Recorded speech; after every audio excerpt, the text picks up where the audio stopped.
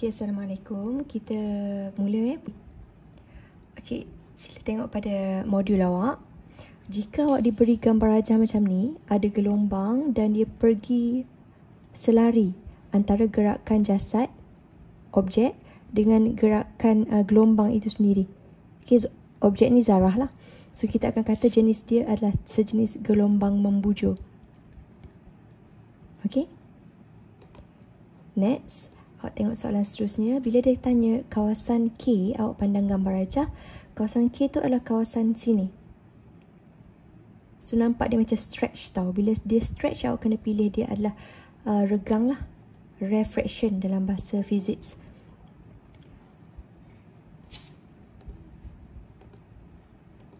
Okay, terus. Huruf mewakili lambda. Lambda dekat sini awak akan nampak dia mesti kawasan yang sama fasa. Katakanlah saya start dengan hujung yang paling kiri ni, hujung kiri, ke next hujung kiri yang seterusnya. Contoh ataupun kalau saya ambil yang tengah ni, ke tengah yang seterusnya. Dia mesti bersebelahan. So huruf yang saya ambil adalah huruf M, O. Okey, contoh bila kita tahu dia adalah sejenis gelombang membujur, contoh dia mesti kita hafal B lah. Gelombang bunyi. Okey, seeloknya tulislah gelombang bunyi. Ini adalah graf, bermakna ini adalah bab paling depan sekali form 4. Bab 2 tak silap. So, dia adalah V melawan T. Soalan akan nampak lah. Dekat sini kecurunan dia menaik, bermakna dia punya pecutan bertambah. Okay, ini bertambah dan ini adalah pecutan dia tidak memecut. Bila tidak memecut, keadaan di sini adalah seragam hal laju dia. Ni kena faham dulu. Okey, kemudian bila dia tanya maksud hal laju, awak kena terus tulislah. Hal laju ialah kadar. Kenapa kadar? Sebab formula dia mesti per T. Okey, V, so di sini adalah kadar perubahan sesaran. So, kadar perubahan sesaran. Ataupun sesaran bagi masa. Okey. Jenis gerakan kalau tengok 10 saat yang pertama, awak akan nampak dekat sini sudah bagi tahu tadi pecutan tu bertambah. Awak kena tulislah pecutan bertambah ataupun pecutannya seragam. Itu adalah maksud kalau awak kata A itu semakin positif. Okey. Next. Bila dia tanya momentum, awak terus keluarkan formula momentum. Okey. Cari dia punya nilai untuk mass, cari nilai dia untuk hal laju seragam. Mana hal laju yang seragam tadi? So, awak akan tengok gambar rajah, awak akan nampak di bahagian sini. Okey, hal laju yang seragam. So, nilai dia 10. Masukkanlah saja nilai. Mass 1200. Hal laju dia 10. Kalau tengok unit, awak akan nampaklah unit dekat sini MS -1. Kalau tengok MS ni kg. So, ni MS -1. So, terus masuk nilai. Tekan kalkulator, awak akan dapat 000 dan unit untuk momentum ini adalah MS -1 kg. Okey, satu markah. So, bila dia suruh lakar ni sudah ubah awak punya A tu sudah yang menaik tu akan jadi flat sebab dia punya pecutan itu seragam. Okey. So, dekat sini hal laju pada bahagian sini adalah hal laju yang seragam. So, hal laju seragam bermakna dia tidak memecut. Sifar. So, boleh buat dotted line lah kat sini. Right? Okay, di sini adalah tajuk Hubble. Terus so, akan nampak macam mana steamer ni mengukus daripada uap air panas ni sehingga at the end of the day, semua makanan dalam ni akan masak keadaan sekata. Dia terkurung kat dalam ni. So, heat tu akan apply dekat semua makanan. Okay, first ditanya apa maksud. Okay, awak kena bagi tahulah apa maksud haba pendam dulu. So, dia mesti adalah sejenis haba yang diperlukan. Awak tengok balik formula. L, M, macam ni. So, bila dia tanya L, apakah itu L? Awak pergikan ke bawah. M tu, jadikan L sorang-sorang. So, haba itu diperlukan untuk mengubah sekarang ni kata kunci dia wak. So, bila kata kunci dia wak, awak kena kata 1 kg bahan, apply balik perkataan bawah ni. Apa benda? Wak tadi. Bermakna cecair pergi kepada wak atau wak pergi kepada cecair. So, awak kena mention dekat situ. Cecair berubah kepada wak. Tidak ada perubahan suhu. Okay, sebab awak nampak dekat sini tak ada suhu kan? So, kena wajib lah. wajib cakap. Alright. Next, awak akan nampak digisim dan awak akan nampak suhu awal dan awak akan nampak suhu akhir. So, awak akan nampak perubahannya. Of course lah, akhir tolak awal. So, awak akan tulis terus D-Day tolak dengan awal. Okay. Boleh tulis gini atau akhirkan terus dengan kalkulator. Yang penting ada unit. Itu saja. Okay, bila dia tanya kuantiti haba, of course unit yang kuantiti haba tu mesti unit joule dan of course yang dia cari ialah Q. So, ambil balik formula. Ini memerlukan MC theta ni, betul tak? MC theta. Sebab kalau tak, kenapa dia bagi C? Dia takkan provoke awak 2 kali. Atas provoke, bawah pun letak lagi sekali. So, ni yang L sebenarnya, latent. Ini appliedkan C So, awak letak terus M, C, theta. Theta akhir di D tolak theta awal. Macam tu. Dia soalan dia mesti relate. Kalau awak tengok soalan seterusnya, dia bagi tahu awak bahawa ini Q dia dan ditanya awak M. Okay, diberi L. So, terbaliklah dekat sini awak kena cari M pula. So, untuk cari M, awak masukkan saja nilai tadi. M sama dengan Q per L. Masukkan saja nilai Q yang tadi. Bahagikan dengan L 2.2 ni. Tekan kalkulator dan awak akan dapat nilai 0.212 kg lah. Jangan lupa unit. Kebiasaannya awak suka untuk lupa unit. Hati-hati. Okay. Menggunakan konsep haba pendam. So, dekat sini awak kena cerita macam mana dia memasak. Okay, macam mana dia memasak, awak kena bagi tahu lah. Benda itu terkondensasi menjadi wap, betul tak? Sebab dalam bekas tu, wap air tu akan memasakkan makanan kat situ. So, akan tulis bahawa haba yang dibekalkan oleh tenaga elektrik tadi, okay, tenaga elektrik akan menukarkan kepada tenaga haba. Awak boleh buat dalam bentuk ni E is physics punya simbol. Energy. So, dia boleh menjadi dalam bentuk anak panah ni. Berubah bentuk, tak ada masalah. Okay. Lepas awak akan kata berlaku kondensasi, awak dah tahu cahaya menjadi wap. Buat je macam ni. Dia punya planning idea, tapi janganlah tulis biji macam tu je. Terus sebut ayat panjang. Kondensasi berlaku contohnya. Haba akan terhasil. Haba tu lah yang akan memasakkan makanan. Okay. So, nombor 8 ialah tentang Fata Morgana. Fata Morgana mirage yang berlaku bayang-bayang dekat jalan yang keadaan panas. Okay. So, soalan dia kat sini, biasanya dia akan tanya syarat lah. Untuk berlaku bayang-bayang tu sebenarnya berlaku pantulan dalam penuh. So, syarat pantulan dalam penuh 2 je. Sama ada awak kata objek itu merambat daripada kawasan ketumpatan tinggi pergi ke ketumpatan yang rendah. Dan syarat yang kedua, awak mesti tahu bahawa sudut tuju mesti melebihi sudut genting. So, tulis 1 je sebab dia nak 1 markah. So, let's say saya kata cahaya merambat dari medium berketumpatan tinggi ke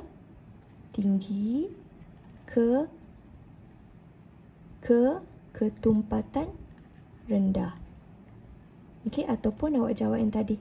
Markah yang sama juga 1 markah. Awak jawab dua-dua pun 1 markah. Awak tulis sudut genting, sudut tuju melebihi sudut genting. Okey? Syarat.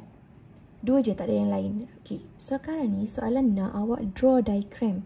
So, cuba tengok Secara maya awak akan nampak objek tu macam dekat atas macam lopak air dekat atas jalan, sedangkan tak ada pun lopak air. Samalah macam ni. So, awak kena pastikan kawasan ni dia adalah kawasan untuk dia membengkok tau. Katakanlah saya letak dekat sini normal line. Okey. Katakanlah saya letak kat sini juga normal line. Contoh awak buat random lah. So, andai kata awak bagi tahu dia membengkok. Okey. Udara sejuk dengan udara panas. Okey, so dia akan membengkok. Okey, pastikan di sini ada macam tu. Pantulan dalam penuh kat sini. Let's say number 2. So, this one is number 1. So, this one is also membengkok. Okey. Ni bukan straight tau. Ni dia bengkok sikit macam tu. So, pastikan guna pembaris lah. So, di sini akan ada bias. Sebab dia bengkok. Di sini pun bias. Dia membengkok. Pastikan ada anak panah. Okey. Barulah dia menuju ke objek yang maya tu. Awak nampak dia. Okay, so bila dia suruh lukis, pastikan first syarat, pastikan ada anak panah. Okay, dan pastikan ada guna pembaris. Dia akan bagi markah macam mana tau? Markah pertama bila dia pandang pantulan dalam penuh. Markah kedua bila dia nampak ada pembiasan. Okay. Next, this is alat optik untuk menghantar isyarat. Okay. So dia akan berlaku pantulan dalam penuh. Of course lah, optical. Alat ni dia mesti bend kan. So apa soalan dia? Ni mesti reason. So indeks bias awak kena tahu mesti yang paling bagus sekali. Kalau boleh baca spesifikasi cadangan, dia nak yang paling cekap. So bila dia paling cekap, jangan ulang perkataan ni. And then macam biasa awak akan kata indeks bias. Okay, N boleh salin je, tak ada masalah, because indeks bias is N. Indeks bias trust dalam sentiasa di ketumpatan tinggi. Betul? Ketumpatan tinggi bermakna indeks bias tinggi. So di bahagian mana? Di bahagian dalam. Okay. So akan kata indeks bias di bahagian dalam lebih tinggi daripada indeks bias di bahagian luar. Why? Kenapa? Sebab tadi syarat kita dah bagi tu kan. Sebab kita nak berlakunya pantulan dalam penuh. Nanti exam tulis penuh-penuh pantulan dalam penuh. Jangan malas sangat. Hari ni kita nak flashback saja. Okay, sudut genting macam mana kita tahu tadi? Sudut genting mesti sudut tujunya melebihi sudut genting. Of course, kita terbalikkan kalau dia nak tanya C pula. So, sudut genting mesti kecil daripada sudut tuju. Dia saja nak switch awak punya idea. Ataupun kalau kat sini dia ubah, kat sini dia sebut sudut dalam, bahagian dalam. So, dia adalah sudut genting di bahagian dalam. Sama je. Okay, dia saja nak spesifikkan perkataan tu. Okay, why? Kita masih nak berlaku pantulan dalam penuh. Tapi, lebih tepat andai kata awak tulis, dia nak bending banyak kali tau. Dia bending banyak kali. Bererti dia berterusan berlaku pantulan dalam penuh. Ini lebih tepat lah. Pantulan dalam penuh akan berlaku berterusan. Ketulin, mestilah benda yang paling the best. Kecekapan yang paling tinggi. Ketulinan paling tinggi. Ketulinan paling tinggi. Supaya kita nak bending tu banyak. Supaya pantulan dalam penuh tu banyak. Energi terhasil pun banyak. Awak boleh maintain soalan perkataan yang sama. Tak ada masalah. Kalau ikut skema, dia nak tenaga itu banyak. Tenaga yang terhasil itu banyak. Okay, dia tak nak hilang tenaga tu. Okay, next. Okay, saya ada lagi dalam 20 minit dengan awak. Cuba buat 30 minit. Okay, nombor 9 ialah tajuk gravity atau satelit punya bab. Okay, so dekat sini awak akan nampak biasanya formula atau rumus lah, atau definisi. Sekat dekat sini dia cakap Kepler 3. So dah tahulah 3 ni cara hafal dia mesti ada 3 kat situ. So hubungan dia hubungan apa? Hubungan radius atau jejari. Dengan siapa? Tempoh kuasa 2. So awak kena tukarkan kepada ayat-ayat. Tajuk graviti ataupun tajuk Hubble, dua-dua ini wajib mengayat-ayat sikit. Tak boleh pakai formula direct. Awak tak boleh kata ini. Lepas tu awak salin T ialah tempoh, R ialah radius atau jejari. Tak boleh. Untuk bab ini awak kena bagi ayat yang sangat panjang. So this one awak tak boleh buat tak boleh declare. So ayat panjang awak ialah awak akan cakap kuasa 2. Kuasa 2 siapa? Tempoh. Lepas tu tengok tulang ikan ni. Tulang ikan bermaksud dia adalah berkadar terus. Berkadar terus dengan apa? Awak tengok pula kuantiti fizik yang ni. Jejari. Jejari siapa? Of course jejari satelit. Jejari objek. Contoh jejari objek berkuasa 3. Okay. Next. Terangkan perubahan gerakan. Ni lebih kepada hubungan lah. Apa yang awak nampak hubungan gerakan satelit jika kelajuan sama. Kelajuan tu sama dengan laju linear. Apa yang awak faham dengan laju linear maksudnya dia seragam tau. Dia pusing dengan sekata. Dia tak ada terlebih, dia tak ada terkurang. Kalau dia tanya sama, awak punya jawapan mesti awak kata bahawa dia nak 2 markah kan. So bila dia nak 2 markah, pastikan awak buat 2 point lah. Macam ni. So this is number 9, betul? So bila dia adalah number 9, number 10, number 11, section B dan section C mesti ambil test pad. Macam saya ni, saya ajar hari ni. So exam tolong ambil test pad. Okay, markah pertama pastikan awak tulis apa mempengaruhi apa dulu. Okay, of course laju mempengaruhi jejari. Ataupun kalau kita kata jejari bergantung kepada laju. Betul tak? So, satu markah. Markah kedua awak akan kata kalau lajunya laju linear, okay, sama nilai.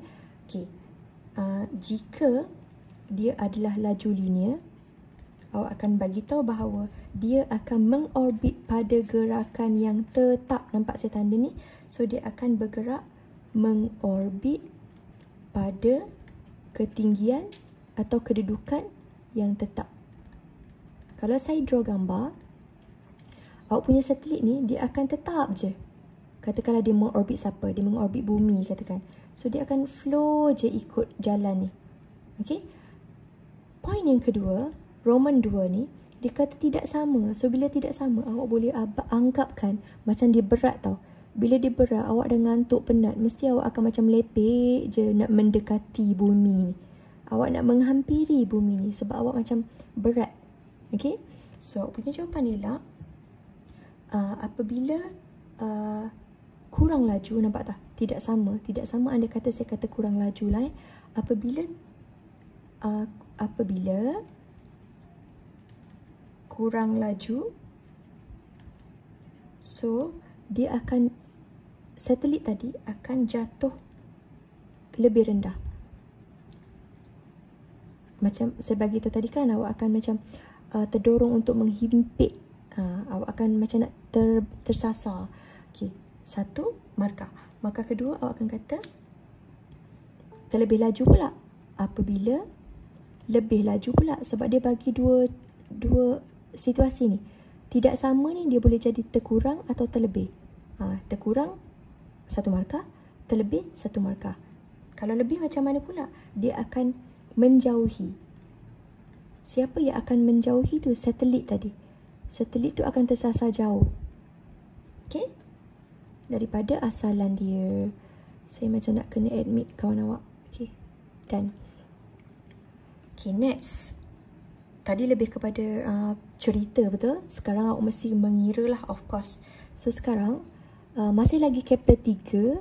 Awak akan baca soalan dulu. Dia kata, ada objek A dan objek B dengan ketinggian satu objek A, satu objek B. Ketinggian mereka adalah 380 kilo dan H. Okay. So, dekat sini awak akan nampak dia akan tanya soalan nisbah. Betul tak? Nampak tu? 3 kali ganda. Bila 3 kali ganda, berarti awak akan nampak dia dah start nisbah lah. Contoh kita ambil hukum Kepler. Kepler menyatakan macam ni. T square, hubungan dia berkadar terus dengan R cube. Pastikan awak jadikan pertama dengan kedua. Pertama dengan kedua. Awak create sendiri. Cuma T ni pastikan kuasa 2, R pastikan kuasa 3.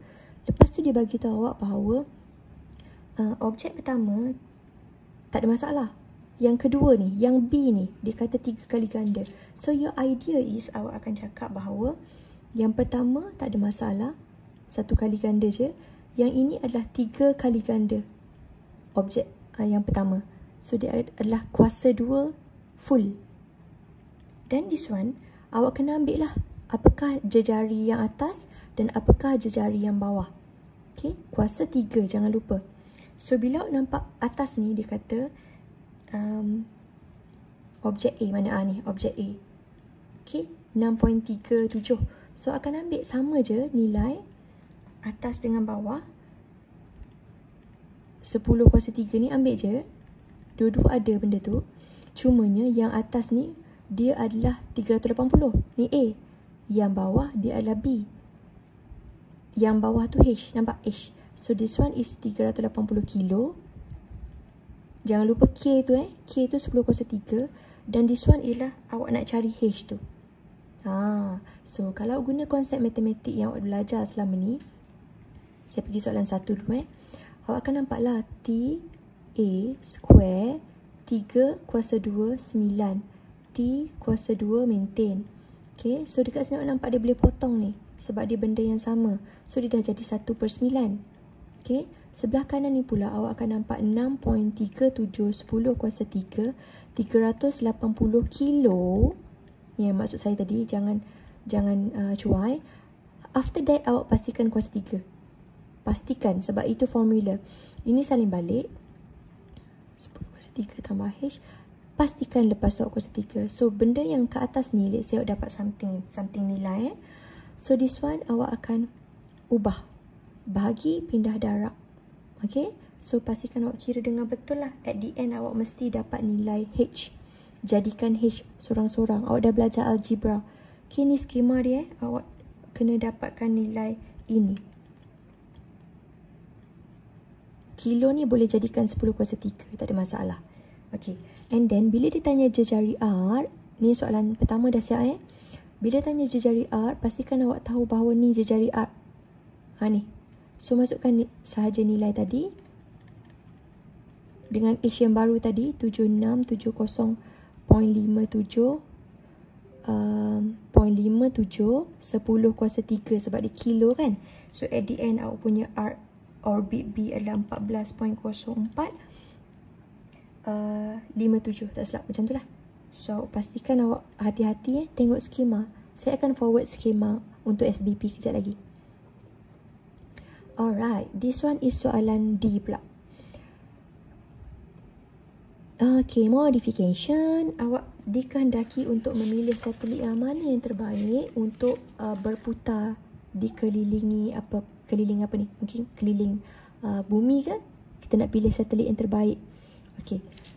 Of course, panel solar ni adalah panel yang boleh menerima solar. Solar apa? Okay. So, biasanya kita akan pilih yang besar, panjang lah. So, tengok dekat sini haba banyak. Baguslah. Barulah dia bergerak kan. Dia terima energi kan. Kemudian, kita nak live. Contoh ni bumi. Satelit ni nak berpusing. Bila dia nak berpusing, kita nak, kalau kita tengok live, kita tak nak lagging. Kita tak nak terlambat. Betul tak? Macam mana satelit tu pancar, macam tu lah on the spot. Saat yang sama awak nak. So, kita nak satelit yang 24 hours serentak. Bila serentak, kita mesti nak sejenis yang geopegun. Geopegun ni dia memang live. Tugas dia adalah anything yang melibatkan live. So, dekat sini, non-geopegun awak terus padam. So, pilihan awak dah jadi PQ. So, dekat sini, tempoh, of course, tempoh 24 jam lah. Itu paling bagus. Dan diameter antena macam Astro mesti yang besar. So, your pilihan ialah Q. So, dekat sini, buat macam biasa. Saya rasa awak dah pandai. Saya tak nak drag masa. Pastikan awak buat table macam yang kita dah belajar. Cuma dekat sini mana awak nak apply awak punya alasan. Okay, ni salin balik yang tadi 1, 2, 3, 4. Sebagai contoh saya bagi tahu. Satelit geopegun 24 hours. Banyak dia punya panel. Lepas tu nak dia punya antena diameter besar. So, salin dekat sini. Banyak dan diameter besar. So, awak dah dapat 1, 2, 3, 4, 5, 6. So, dekat sini markah awak yang dekat kanan ni. Awak kena pandai. So, jom saya ajar. Kenapa geopegun kita nak 24 hours punya pusingan serentak. Kemudian kita nak sama tempoh dengan bumi. Kenapa 24 hours? Awak terus kata tempohnya mesti sama bumi. Dengan bumi. Satelit punya tempoh, satelit bumi punya tempoh nak sama. Okay, tadi sudah bagi tahu kenapa nak panel yang banyak. Sebab kita nak energi yang masuk tu banyak. Tenaga yang terima tinggi. Ingat bila bahagian alasan, awak punya jawapan mesti ada tinggi atau rendah. Teknik kena pandai. Okay. Kenapa diameter besar? Kenapa diameter besar? Of course, dia macam tajuk gelombang. Sebab awak nak terima, saya tulis bawah ni awak nak terima signal yang banyak. Barulah satelit tu pancarkan awak sharp punya gelombang. Barulah awak terus terima live. Gelombang yang live.